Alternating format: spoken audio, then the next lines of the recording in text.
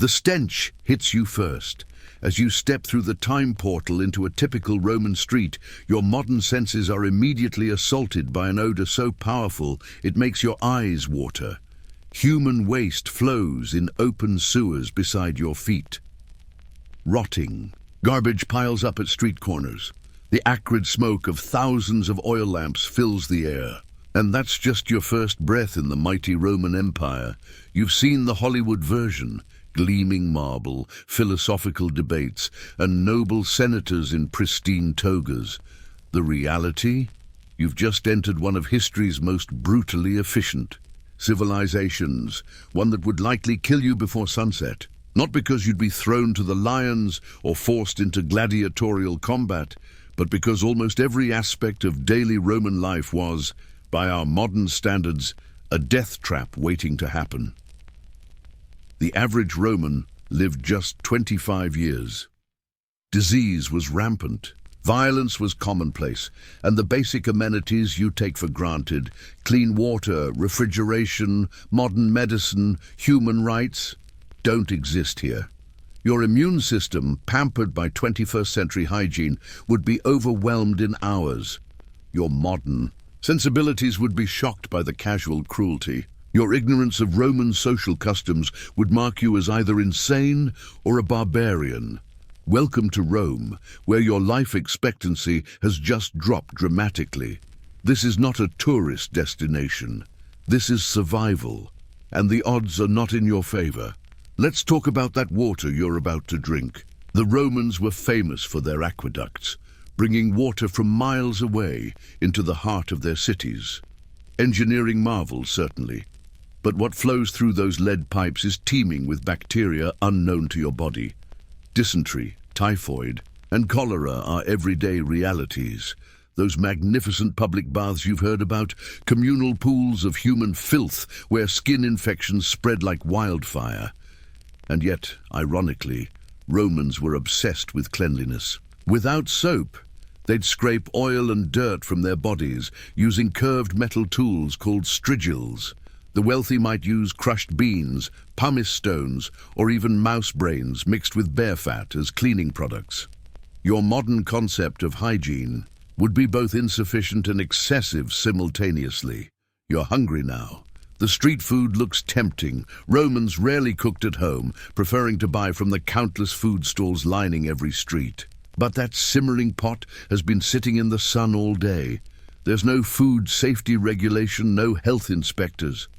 The cook just wiped his hands on his tunic after visiting the public latrines, where a communal sponge on a stick was the only. And toilet paper available? That garum sauce everyone's pouring on their food? Fermented fish intestines? That sweet wine? Likely contaminated with lead sweeteners. That bread? Full of stone dust from the milling process, slowly grinding away your teeth with every bite. Romans typically lost most of their teeth by age 40, one of the many reasons few lived beyond that age.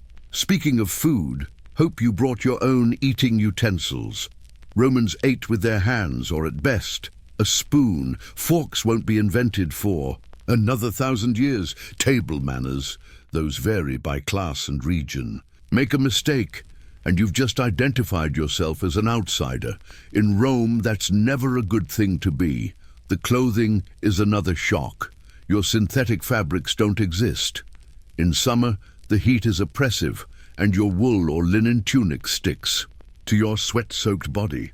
In winter, there's no central heating, just small, smoky braziers that do little against the chill while filling your lungs with carbon monoxide. The poor huddled together in insulae, dangerously constructed apartment blocks rising up to 7 stories high, constantly at risk of fire or collapse. Which brings us to fire, Rome's eternal nemesis. With no fire department beyond bucket brigades, flames could consume entire neighborhoods in hours. Oil lamps and cooking fires start blazes daily. The Great Fire under Nero was just the most famous of many conflagrations that regularly remade the city's landscape. Your apartment building has one narrow wooden staircase. Sleep lightly. Communication is your next hurdle. Think you know Latin from your high school classes? The living language would be nearly incomprehensible to you, full of slang, regional, accents and colloquialisms never recorded in classical texts. And that's assuming you're in a Latin-speaking part of the empire. Greek dominates the eastern provinces. Then there are the countless local languages: Aramaic, Coptic, Punic, Gaulish, Germanic dialects. The empire is a Tower of Babel, and you don't have a translation app. Your modern clothing immediately marks you as foreign, possibly dangerous. Romans were deeply suspicious of outsiders. Best case scenario, you're robbed within hours. Worst case, you're assumed to be a spy or a threat. Either the mob or the urban cohorts, Rome's brutal police force, will deal with you accordingly. Let's assume you somehow acquire proper clothing and can blend in. Now you need money. Those credit cards in your wallet? Useless. Roman commerce runs on coined money, gold, silver and copper, each with specific values and uses. Making a mistake in payment marks you as either a fool or a counterfeiter. Both were dealt with harshly. Employment.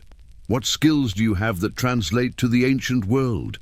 Can you farm with an ancient plough, smith metal with hammer and tongs, recite epic poetry from memory? Modern professions like computer programming, marketing or industrial design mean nothing here. Your best bet might be manual labor, if your soft modern body can handle it. The physical demands would shock you. Romans walked everywhere, miles daily on hard stone streets, in thin-soled sandals. Farm work meant dawn-to-dusk labor with primitive tools. Military service, marching 20 miles a day with 60 pounds of equipment before building a fortified camp. Each night, even household chores required intense physical labor: grinding grain, carrying water, washing clothes by hand in urine. Yes, urine, a natural ammonia source.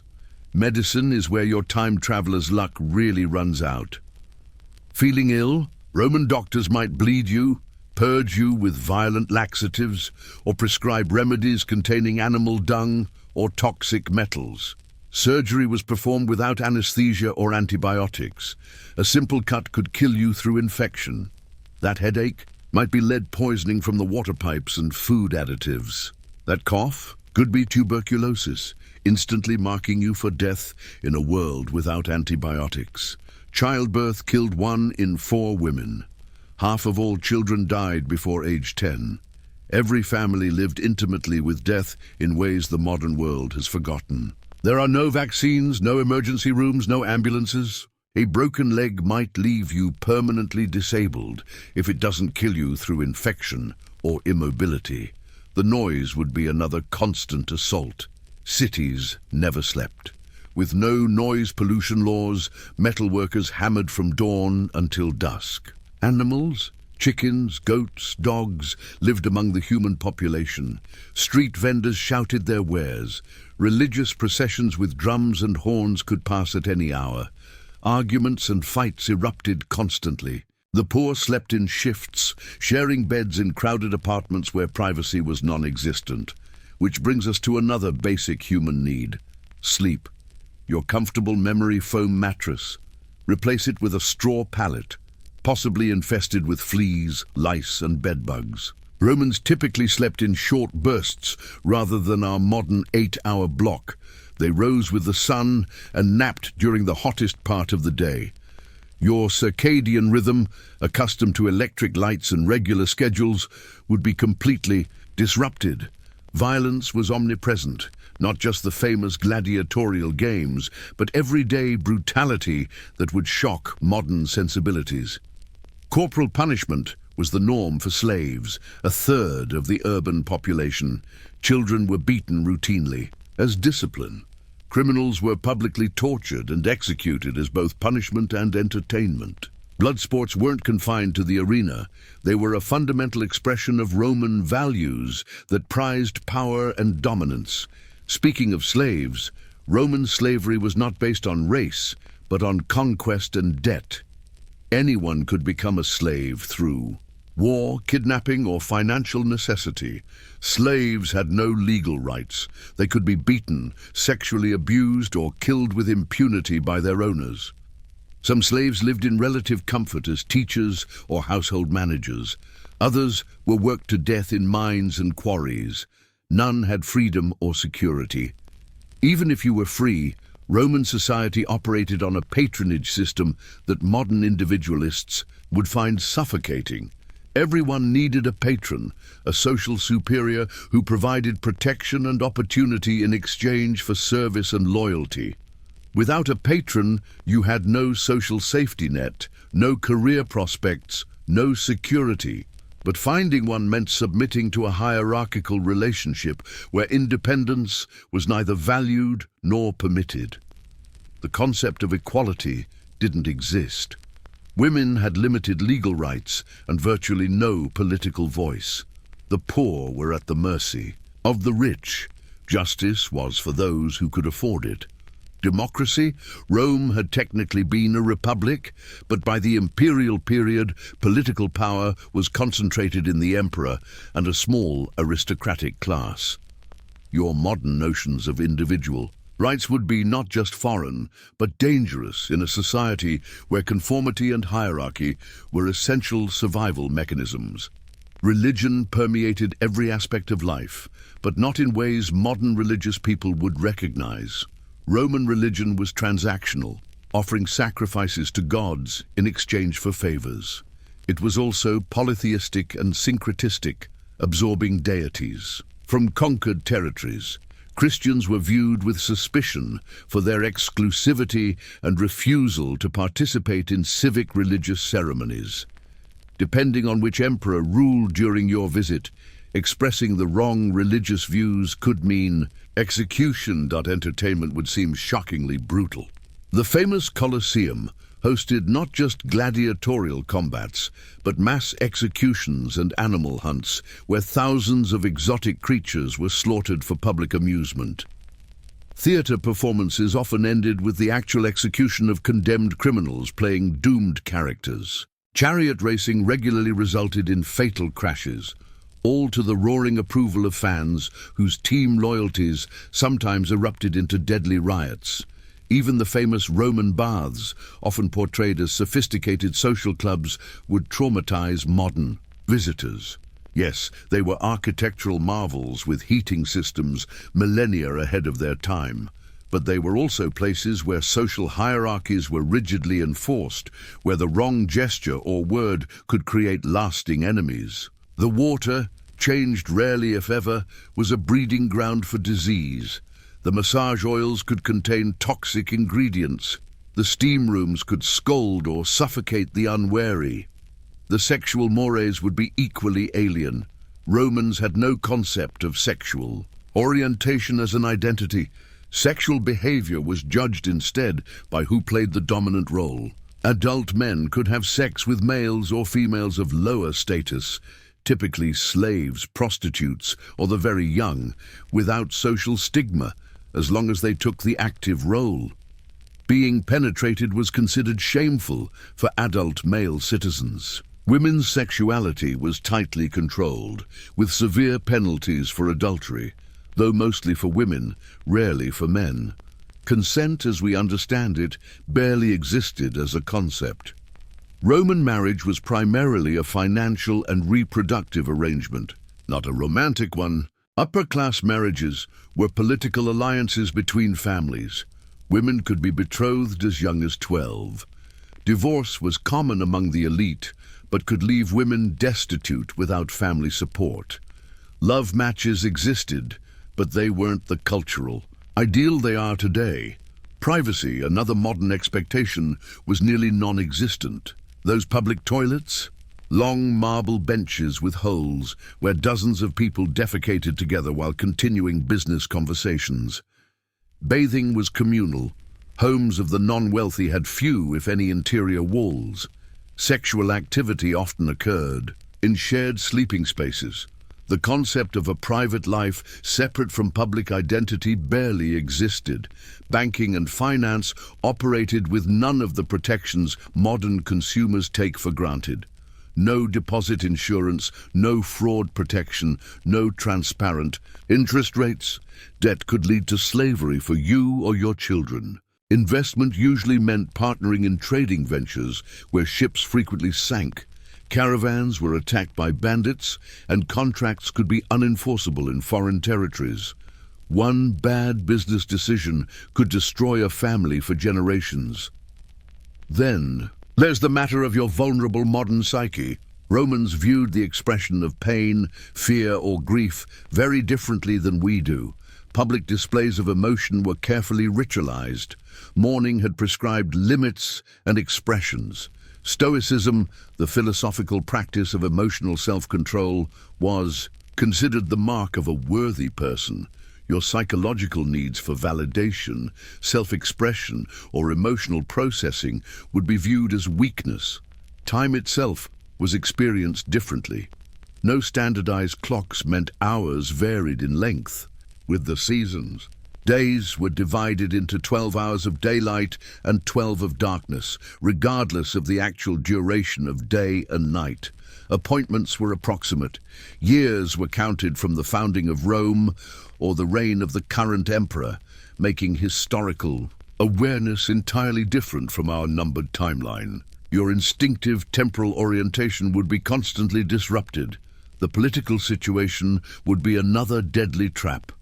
Express admiration for the wrong senator or criticize the wrong imperial policy, and you could be executed for treason. Political factions frequently erupted into street violence.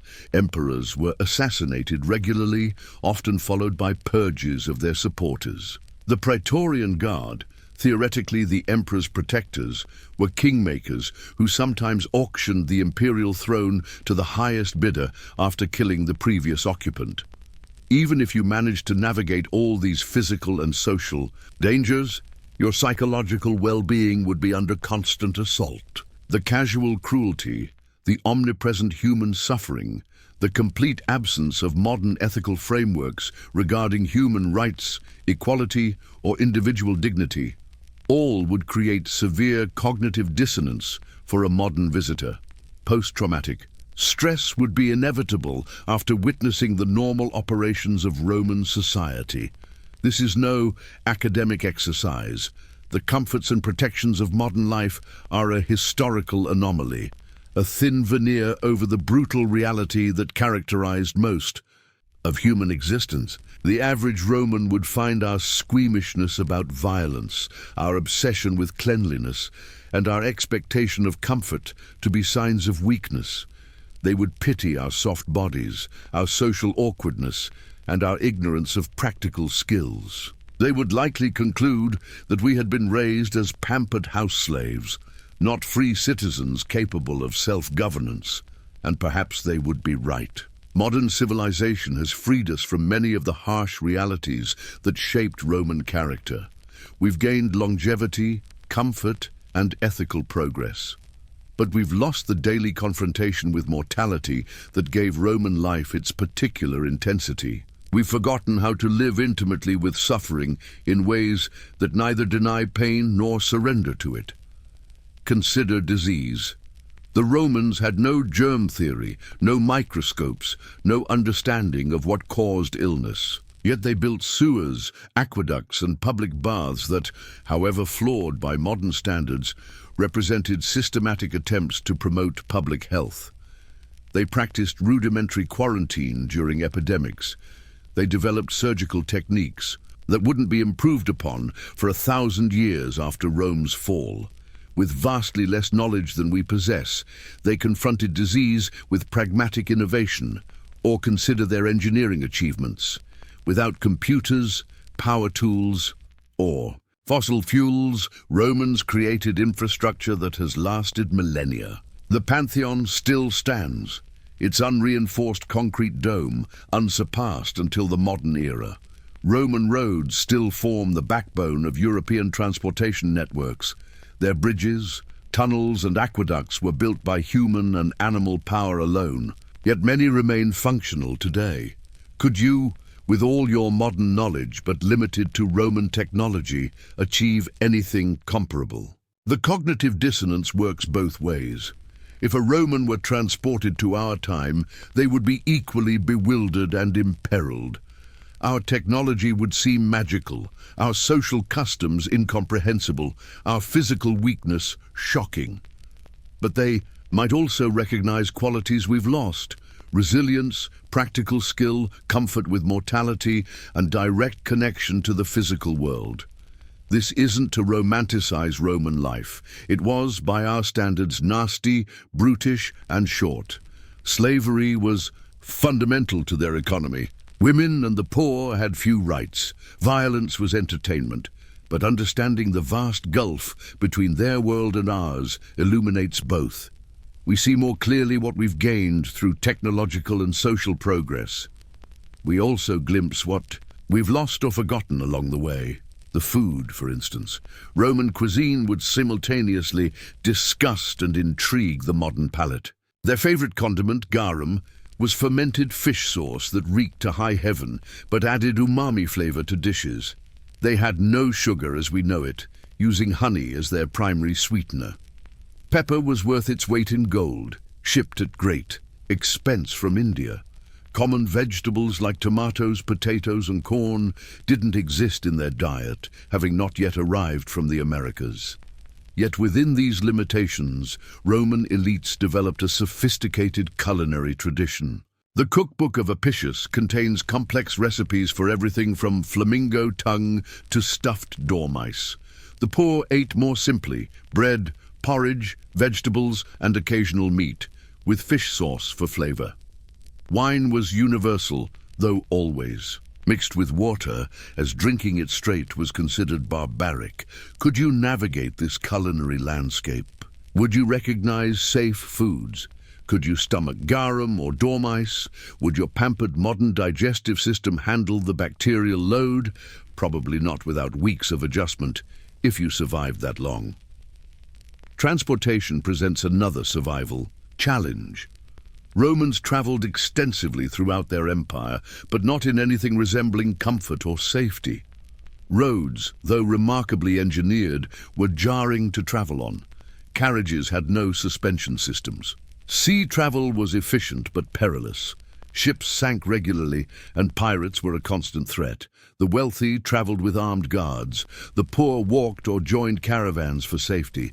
No journeys were scheduled with precision. All were subject to weather, banditry, and mechanical failure. Within cities, transportation created different dangers. Roman streets had no sidewalks and minimal drainage. Pedestrians competed with animals, carts, and litters carrying the wealthy. Traffic was so congested that Julius Caesar banned wheeled vehicles from Rome's center during daylight hours. Street lighting didn't exist. Traveling after dark meant hiring torchbearers or risking assault in the darkness. Information moved at the speed of human travel. News of major events might take weeks or months to reach distant provinces. Books were hand-copied, expensive, and rare.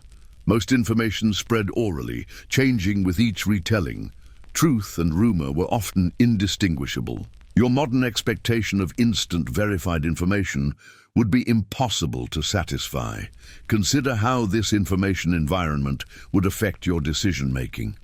Without weather forecasts, you wouldn't know if tomorrow's journey was safe to undertake. Without news services, you might be unaware of political changes that made your location suddenly dangerous. Without maps, you could easily become lost in unfamiliar territory. Every choice would be made with dramatically incomplete information. Language barriers would further isolate you. Latin itself varied significantly between regions and social classes. The formal Latin taught in modern classrooms was only used by the educated elite. Colloquial Latin, the street language of soldiers, merchants, and commoners, was so different that modern linguists reconstructed primarily through the Romance languages that evolved from it. Even if you studied Latin extensively, you'd likely find yourself struggling to communicate basic needs. Beyond language, cultural literacy would prove equally challenging. Romans communicated as much through gesture, allusion, and shared cultural reference as through direct statement. A flick of the toga, a particular hand sign, or a literary reference could convey complex messages completely lost on a modern visitor. Misreading these signals could transform a potential ally into a deadly enemy in moments. Roman naming conventions would confuse your attempts at social navigation. Elite men shared a limited pool of praenomina, first names: Marcus, Gaius, Lucius, and so on, making many men effectively nameless without their family names and other identifiers. Women often weren't given individual first names at all, instead being known by the feminine form of their father's family name. Slaves had whatever names their masters assigned. The three-name system taught in basic history classes applied only to citizen males, not the majority of the population. Even telling time would become a survival challenge.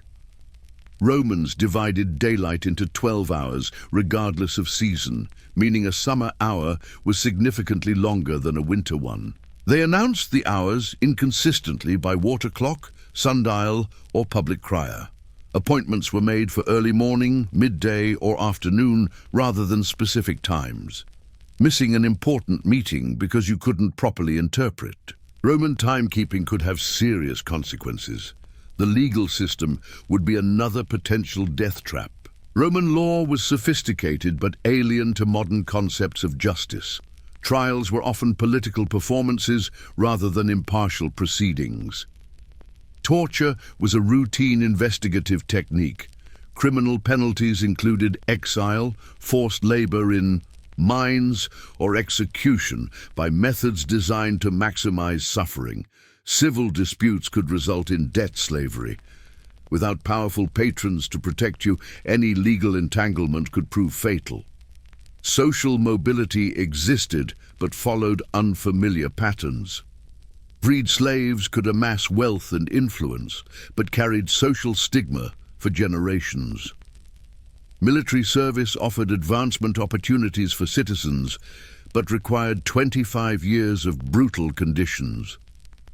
Political careers demanded enormous wealth, usually acquired through provincial administration that combined governance with systematic exploitation.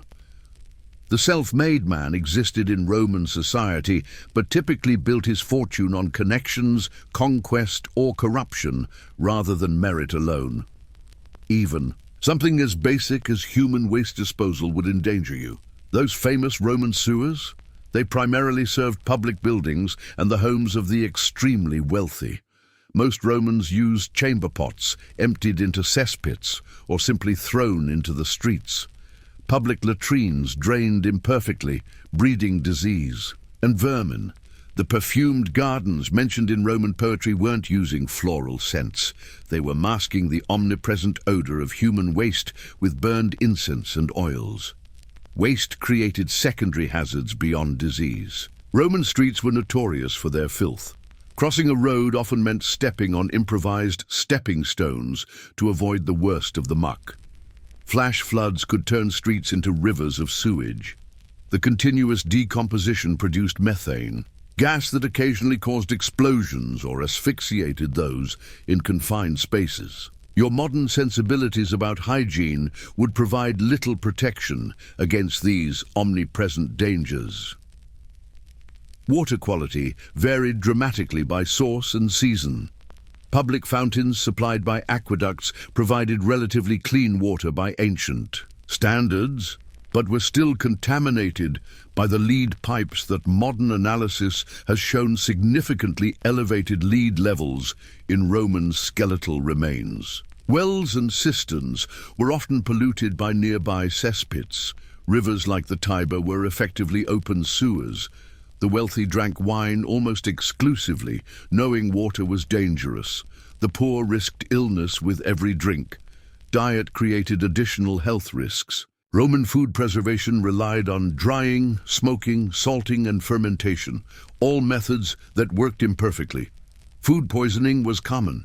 Nutritional deficiencies created widespread health problems, particularly among the poor whose diet consisted primarily of grain. Dental issues were universal due to both nutritional factors and the stone grit in flour that gradually wore down teeth. Roman medical writers describe symptoms of scurvy, rickets, and pellagra without understanding their causes. The built environment itself was hazardous. Roman concrete was remarkably durable, but quality control varied widely. Building collapses were common, particularly in the hastily constructed apartment blocks that housed the urban poor. Fire regulations were minimal and inconsistently enforced. Urban density meant fires spread rapidly, often consuming entire neighborhoods before bucket brigades could respond. Multiple emperors attempted building reforms after devastating fires with limited success. Weather protection was minimal by modern standards. Heating relied primarily on charcoal braziers that provided limited warmth while posing significant fire and carbon monoxide risks.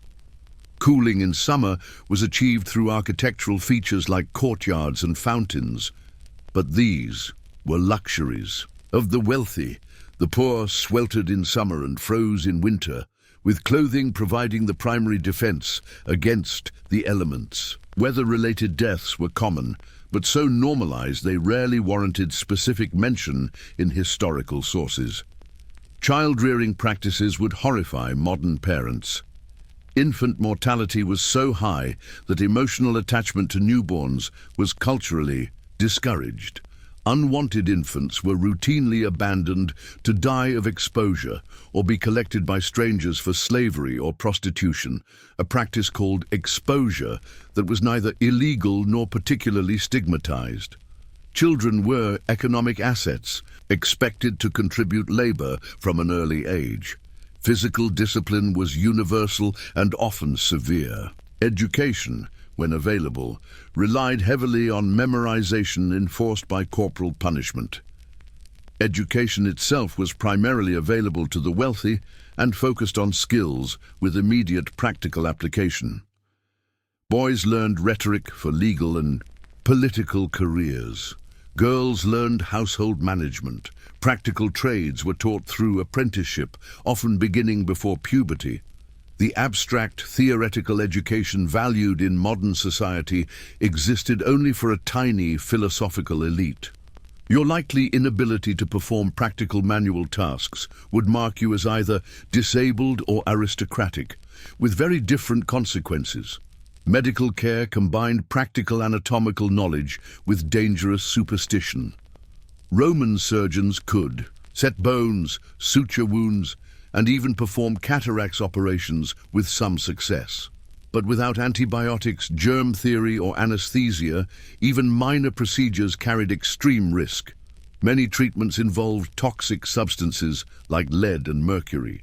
Diagnosis relied heavily on the theory of four humors: blood, phlegm, yellow bile, and black bile, whose supposed imbalance explained all disease. Faith healing, magic, and religious cures were practiced alongside empirical medicine. Mental illness was poorly understood and often attributed to divine punishment, demonic possession, or character weakness. Treatments ranged from reasonable, rest, diet changes, music therapy, to horrific, including restraints, isolation, beatings, and trepanation, drilling holes in the skull. Developmental disabilities and cognitive differences had no diagnostic framework. Affected individuals were simply considered defective. Epilepsy, called the sacred disease, carried particular stigma, despite medical writers arguing for natural rather than supernatural causes. The social safety net barely existed. Families provided the primary support for the ill, elderly, and disabled. Those without family support might receive minimal public grain allotments if they were citizens, but true destitution meant begging, crime, prostitution, or death. Charity existed, but was motivated more by the donor's social standing than the recipient's needs. The concept of universal human dignity that underlies modern social welfare systems would have been incomprehensible to most Romans. Pharmacology relied on plant-based remedies of variable efficacy. Some, like willow bark, containing salicylic acid, the active ingredient in aspirin, were genuinely effective. Others were useless or actively harmful. Dosage was inconsistent, contamination common. Addiction to opium and other psychoactive substances was widespread but not conceptualized as a medical condition. Your ability to identify helpful versus harmful treatments would be limited without modern references, making any medical encounter potentially fatal. Pain management barely existed beyond alcohol and opium derivatives. Surgical procedures, childbirth, dental extractions and injury treatment involved levels of pain modern humans rarely experience. Cultural expectations demanded stoic endurance of suffering that would be considered traumatic or even torturous by contemporary standards. Your lower pain tolerance, conditioned by modern analgesics and anesthesia, would leave you at a significant disadvantage in any medical crisis. Pregnancy and childbirth were extraordinarily dangerous. Without modern prenatal care, complications often went undetected until they became life-threatening. Childbirth occurred at home, attended by midwives with varying levels of skill. Complications like breech birth or hemorrhage frequently proved fatal for mother, child, or both. Caesarean sections were performed only when the mother was dead or dying. The procedure was named for being the birth method of Julius Caesar, though this was likely legend rather than fact. Infant and childhood diseases killed indiscriminately. Without vaccines, diseases like measles, mumps, and whooping cough regularly claimed young lives. Intestinal parasites were nearly universal. Simple infections could turn deadly within days. Malaria was endemic in many parts of the empire, including parts of Rome itself. These childhood diseases, largely eliminated in the developed world, would be particularly dangerous to an unimmunized modern adult. Sexual health was similarly precarious. Sexually transmitted infections had no effective treatments. Contraception was unreliable, often based on magical thinking rather than effective methods. Abortion was dangerous but common, typically induced through toxic substances or physical manipulation. Complications from reproductive issues were leading causes of death for women of childbearing age.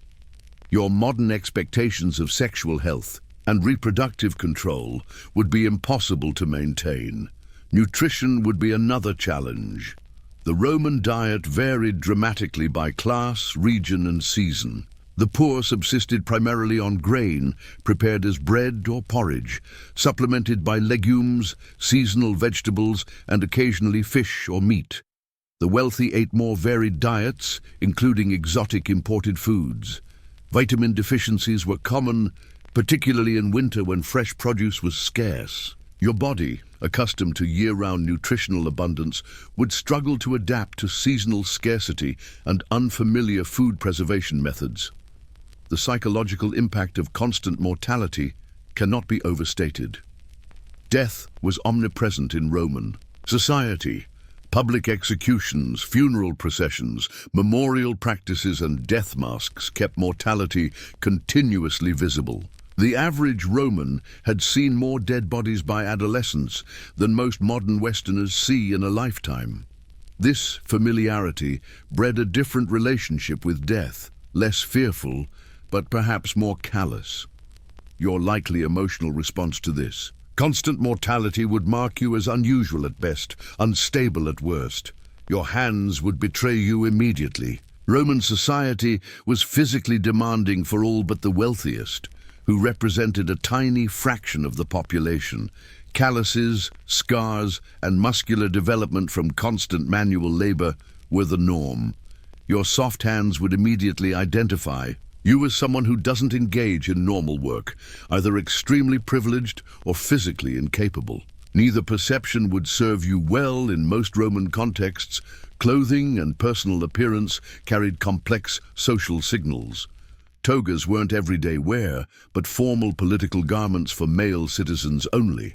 attempting to wear one without understanding. Its proper arrangement and social significance would be like a modern person incorrectly wearing military medals or religious vestments. Color, fabric, jewelry, and grooming all communicated specific information about identity and status. Misrepresenting yourself through inappropriate dress could constitute a serious crime. Footwear would create immediate physical challenges. Roman sandals provided minimal support and protection compared to modern shoes. Roads were hard-packed stone, uneven, and often fouled with animal and human waste. Your feet, accustomed to supportive cushioned shoes, would quickly develop painful blisters and injuries. Within days, the simple act of walking would become agonizing without proper conditioning. Even something as simple as handwriting would mark you as strange.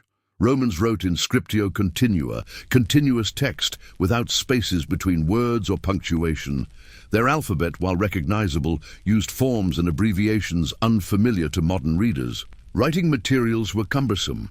Wax tablets for temporary notes, papyrus or parchment for permanent documents.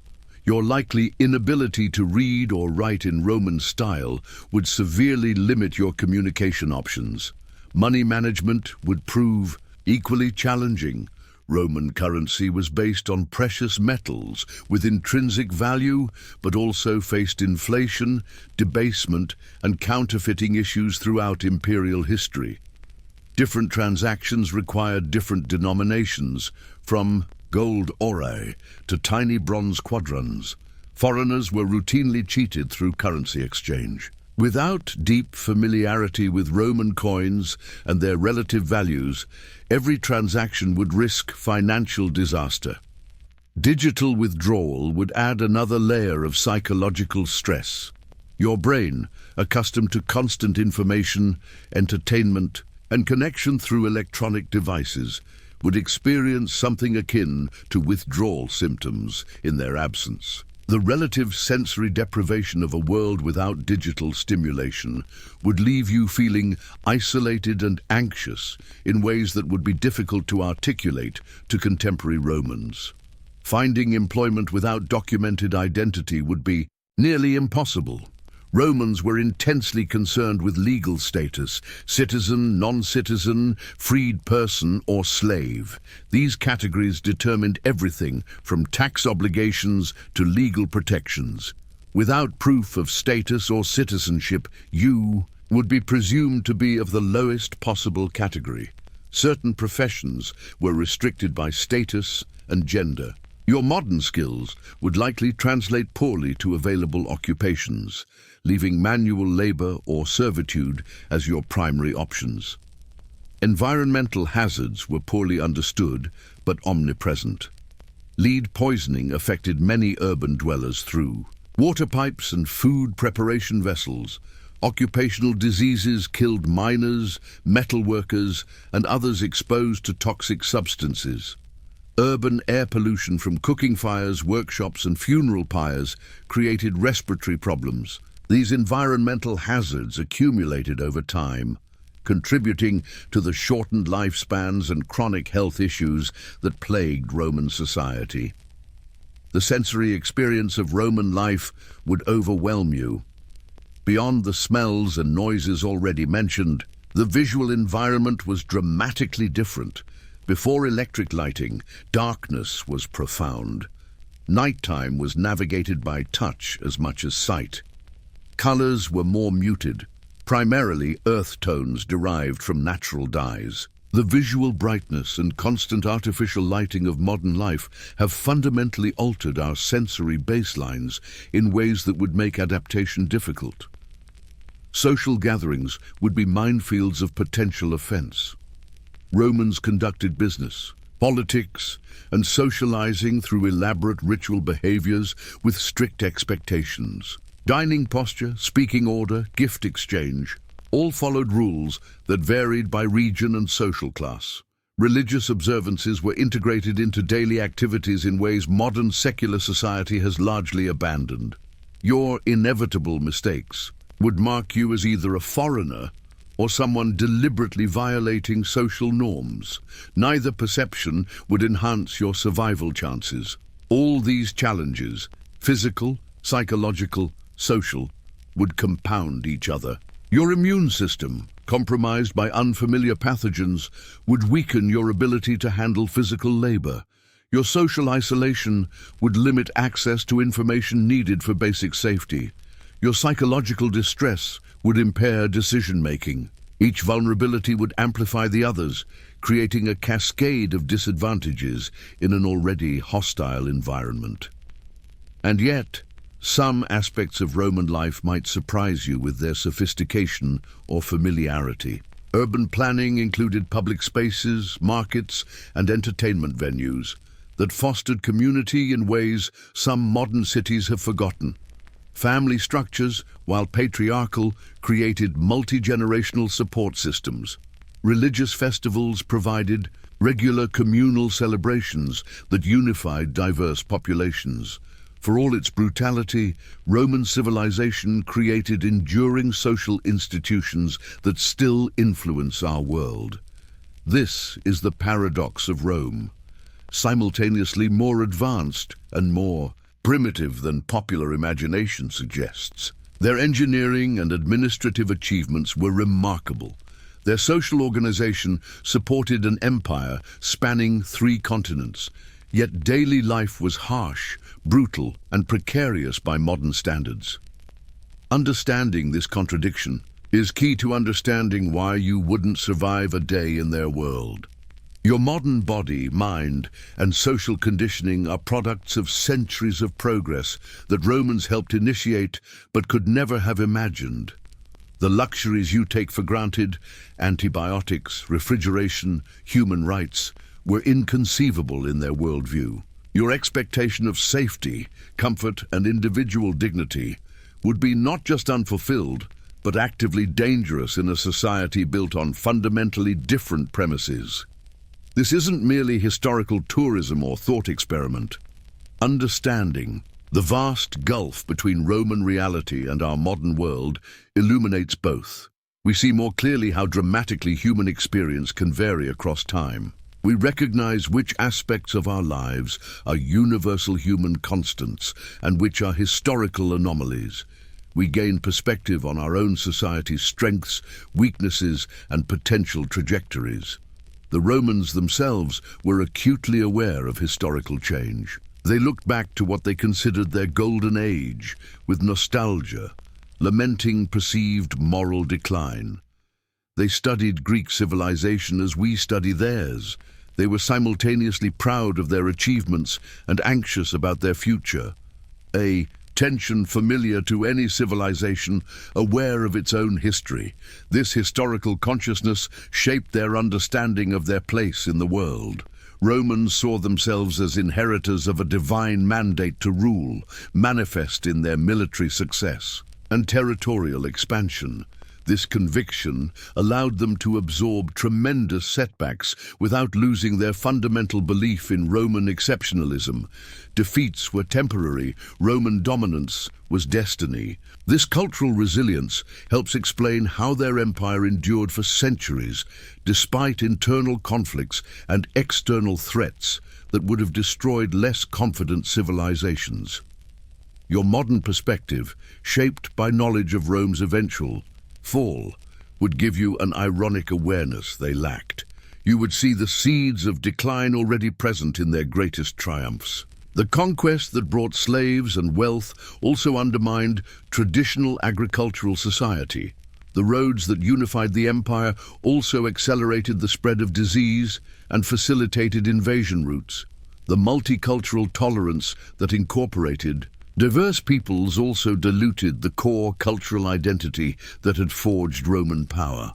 Religion illustrates this paradox perfectly. Traditional Roman religion was pragmatic and political, focused on maintaining divine favor for the state rather than individual salvation. As the empire expanded, it absorbed countless foreign cults, Egyptian Isis, Persian Mithras, eventually Christianity, that offered more personal spiritual experiences. These new faiths partially filled the meaning vacuum created by imperial expansion and social dislocation, but also undermined the civic religious traditions that had united the early republic.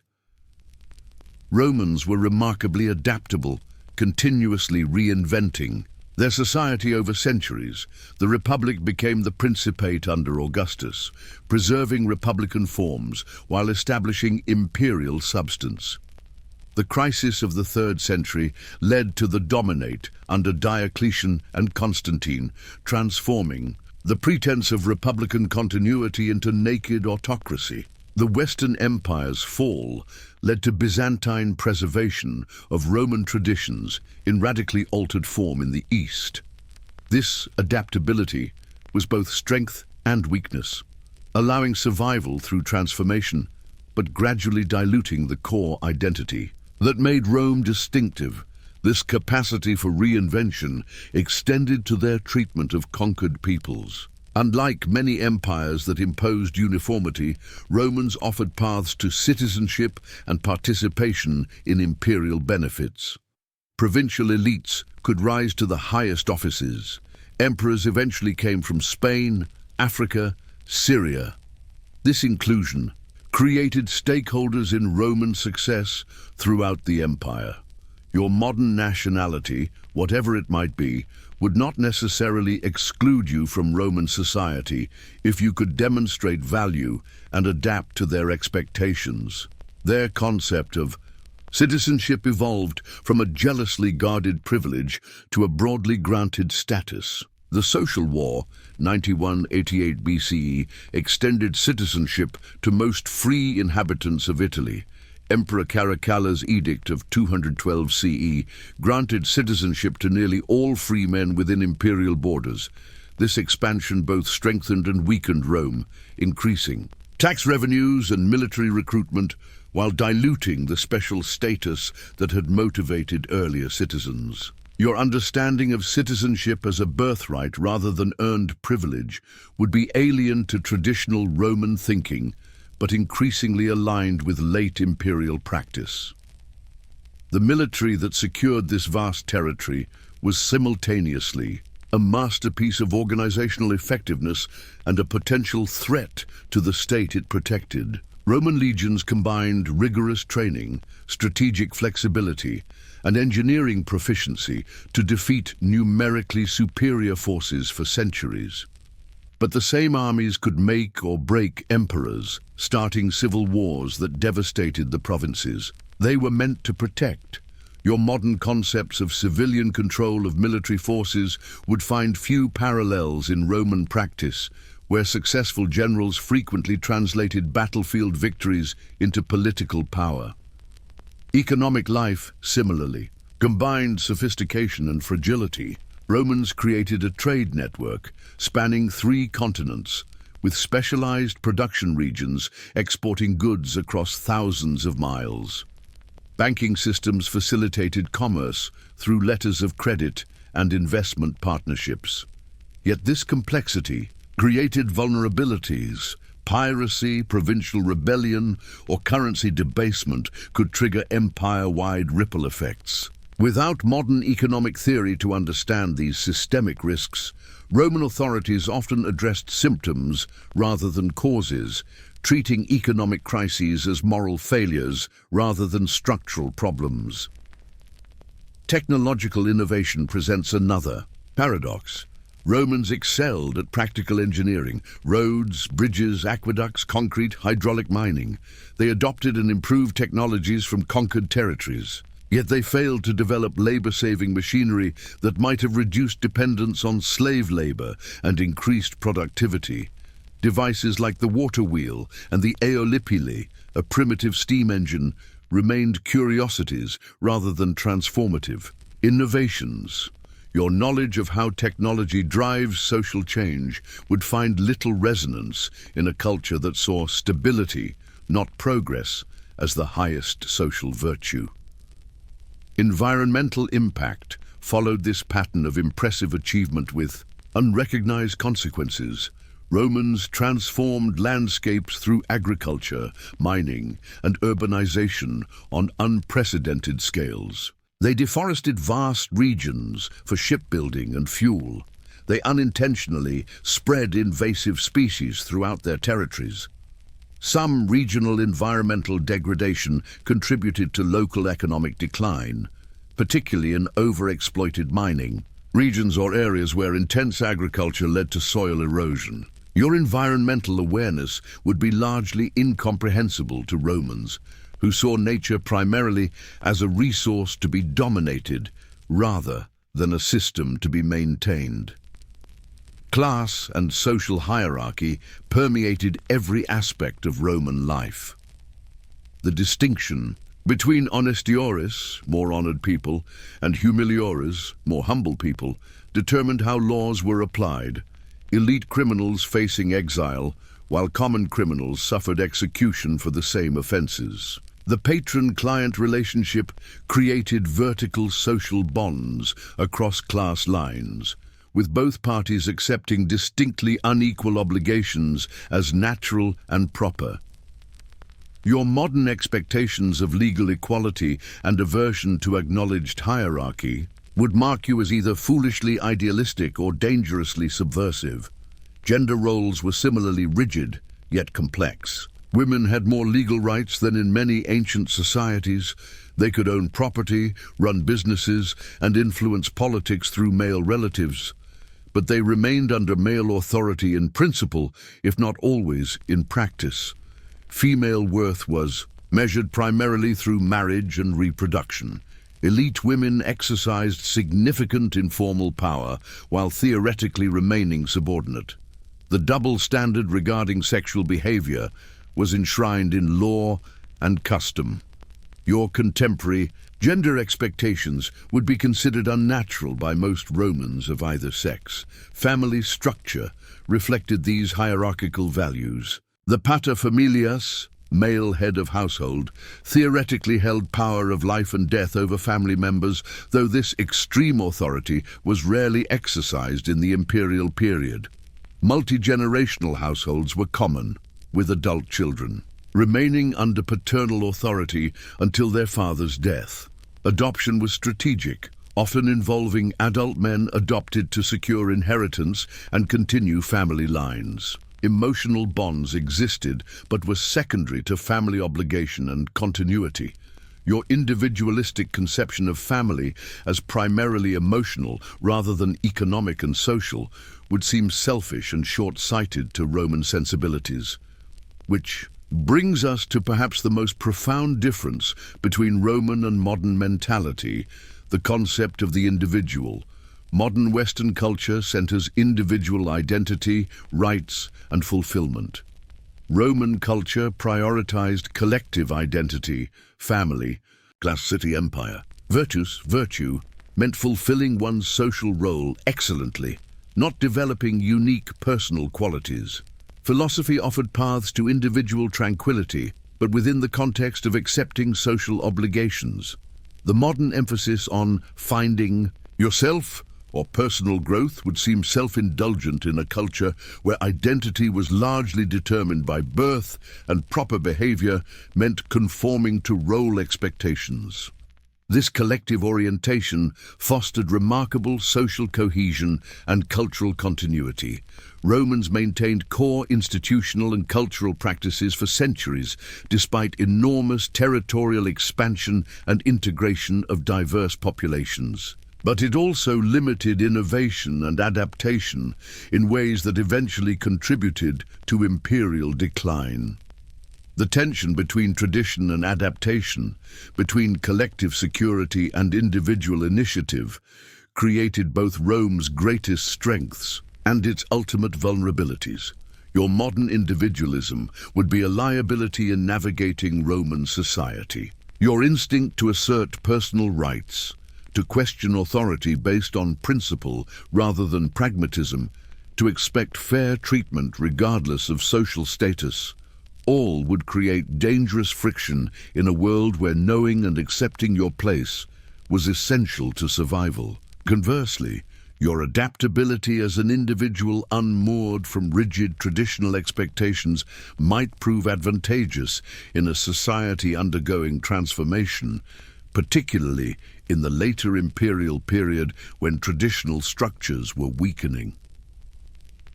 Language itself would shape your experience in ways beyond simple communication barriers. Latin and Greek weren't just different vocabularies, but embodied different ways of conceptualizing reality. Latin's precise legal terminology reflected Roman preoccupation with law and procedure. Its elaborate system of verb tenses and moods captured nuances of obligation and contingency central to Roman thought. Without fully internalizing these linguistic patterns, you would literally think differently than those around you, creating subtle disconnects even when vocabulary was shared. The Roman concept of time differed fundamentally from ours. While they measured hours and days, their sense of historical time was cyclical rather than linear. They sought precedence in the past rather than progress toward the future. Their calendrical system combined mathematical precision with religious significance. Some days were auspicious for certain activities, others inauspicious. Your linear, progressive conception of time as an arrow pointing toward inevitable improvement would find little cultural resonance in a civilization that looked backward for guidance more often than forward. Education reflected these values. Roman schools emphasized memorization of traditional texts, correct language use, and moral examples from history. Critical thinking was taught not to question fundamentals, but to argue effectively within accepted parameters. Technical knowledge was valued for practical application rather than theoretical advancement. Philosophy was primarily ethical rather than speculative, focused on how to live properly rather than abstract understanding. Your likely habits of questioning assumptions and expecting educational justification beyond because tradition demands. It would make you a problematic student at best, subversive at worst. Art and literature served social and political functions more than aesthetic or expressive ones. Public art celebrated imperial achievements and religious devotion. Literature often had didactic purposes. Virgil's Aeneid wasn't just entertainment, but a national origin story, reinforcing Augustan values. Romans appreciated beauty and technical skill, but generally expected art to support social cohesion rather than challenge conventions. Your modern expectation that art should be provocative, original, or personally expressive would find limited cultural support outside philosophical circles. Housing reflected social stratification in concrete form. The wealthy lived in domus, single-family houses, with interior courtyards, gardens, and extensive decoration. The vast majority inhabited insulae, apartment buildings often shoddily constructed, dangerously overcrowded, and lacking basic amenities like internal water and toilet facilities. This physical segregation reinforced social boundaries. Your expectations of basic living standards and amenities would be impossible to meet without significant wealth, while your concept of privacy would be unattainable at almost any economic level. Recreation and leisure demonstrated similar disparities.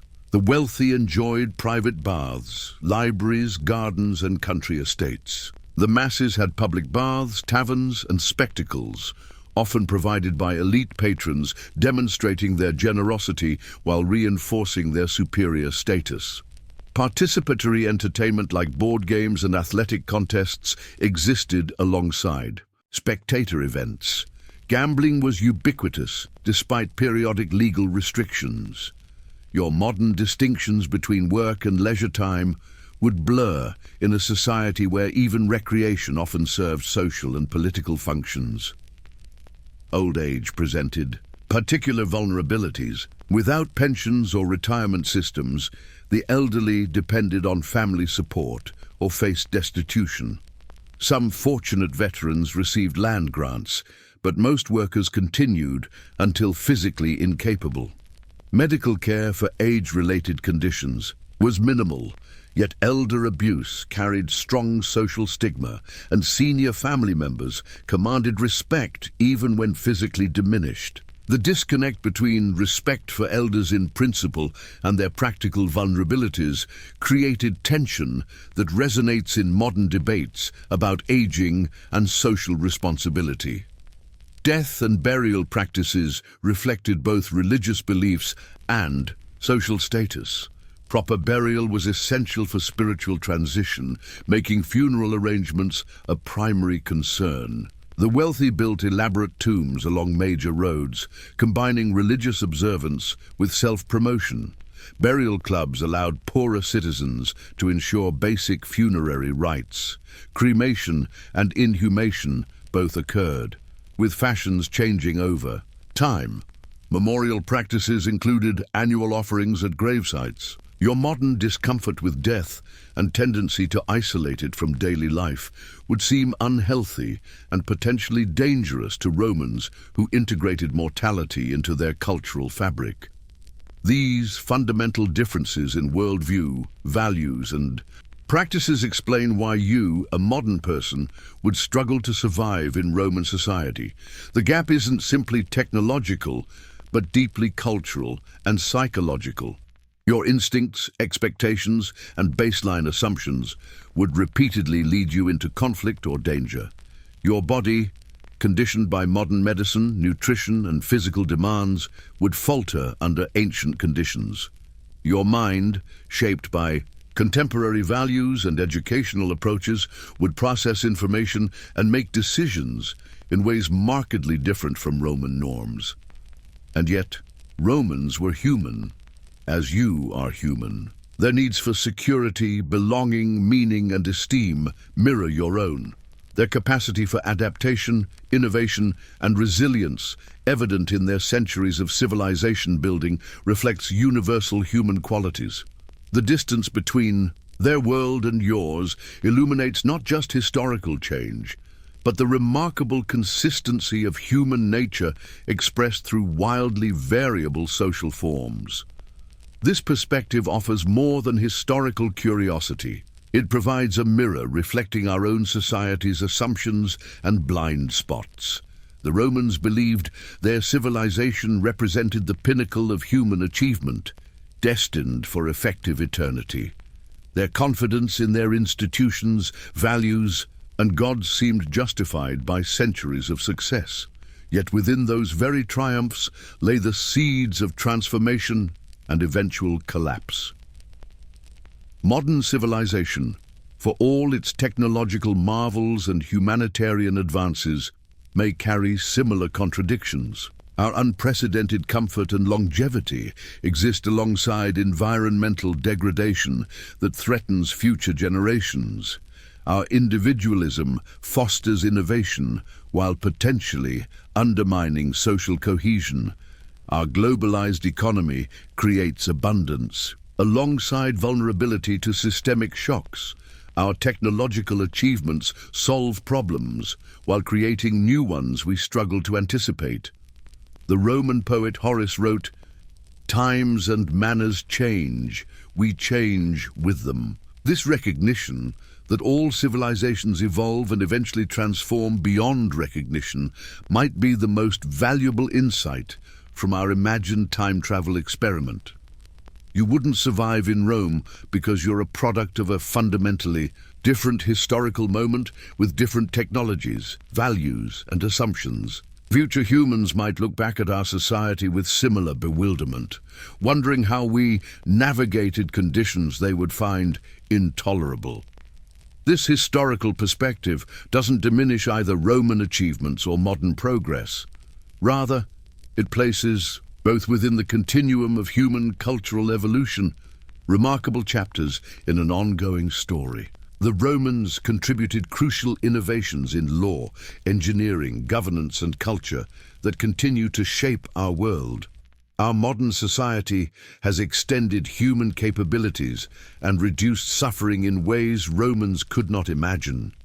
Both civilizations represent extraordinary human adaptations to their historical circumstances. Perhaps the most profound lesson from this thought experiment is humility. The Romans, for all their accomplishments, could not foresee or prevent their society's transformation. Their certainties eventually proved conditional. Their eternal city endured, but their empire fragmented. Our own civilizational certainties may prove equally transient. The technologies, values, and institutions we consider permanent may appear as curious historical artifacts to future generations. This recognition need not inspire pessimism, but rather appreciation for our historical moment with its unique possibilities and limitations. We can admire Roman achievements while acknowledging their brutal underpinnings. We can value modern comforts and rights while recognizing their historical contingency and environmental costs. We can work to preserve what seems most valuable in our civilization while remaining open to necessary evolution. You wouldn't survive a day in the Roman Empire because you belong to a different world, one shaped by centuries of human experience, including the Roman chapter.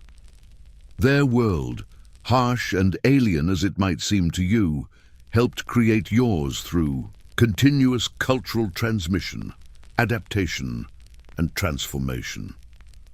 The distance between their reality and yours measures not just what separates us from the past, but what connects us, the remarkable human capacity to create societies that transcend individual lifetimes, gradually building possibilities that previous generations could only dimly imagine.